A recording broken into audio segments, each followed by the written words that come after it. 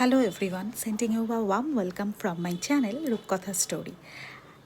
আজকে ছিল মানডের ব্লগ। তো অ্যাকচুয়ালি আজকের দিনটা শুরুই হলো সোমবার শিবুকে দিয়ে। শিবুকে তোমরা বুঝতে পারলে না? অ্যাকচুয়ালি আমার বাপের বাড়ির ফ্ল্যাটে মন্দিরেই রয়েছে শিব ঠাকুরের শিবলিঙ্গ, মানে একদম ফ্ল্যাটের মধ্যেই। তো ওখানেই সবাই সোমবার শ্রাবণ মাস পুজো করে গেছে। আমিও নমস্কার করতে গিয়ে তোমাদের সাথে ক্লিপটা শেয়ার করলাম। আর যে ফুলটা দিয়ে ভিডিওটা শুরু হলো, ফুলটা কি ইনোভেটিভ কালার না? ফুলটার নাম আমি জানি না, তবে এই কালারের আমি অতি পরিচিত একটা ফুল দেখেছি, সেটা হচ্ছে জবা। জবা ফুল তো সাধারণত আমরা লাল, সাদা এরকম দেখেই হ্যাবিচুয়েটেড, বাট এই পার্পেল, হালকা পার্পেল কালারেরও জবা ফুল আমি দেখেছি। তো তোমরা এই ফুলটার কেউ নাম জেনে থাকলে ডেফিনেটলি কমেন্ট সেকশনে জানিও। আর যেহেতু মায়ের বাড়িতে আছি, তো মায়ের হাতের রান্না খেয়েই দুপুরবেলা ভাত ঘুমটা দেবো।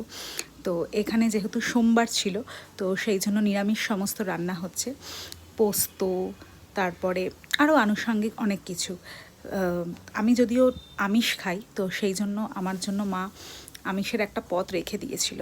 দেখো এখানে দুপুরবেলা হয়েছিল শুক্তো, তারপরে ছিল হচ্ছে তোমার আলু বরবটি দিয়ে পোস্ত, তারপরে ছিল বিউলির ডাল। বিউলির ডাল তো অনেক দিন পরে খেলাম, কারণ আমার বর ঠিক বিউলির ডাল পছন্দ করে না, তো আমার বাড়িতে হয়ও না। ছানার ডালনা। আর আমি যেহেতু নিরামিষ এখন খাচ্ছি না, তো সেই জন্য ইলিশ মাছ ছিল, সেটা রেখে দিয়েছিল মা। তো আজকের ব্লগটা এই অবধি, চলো টা।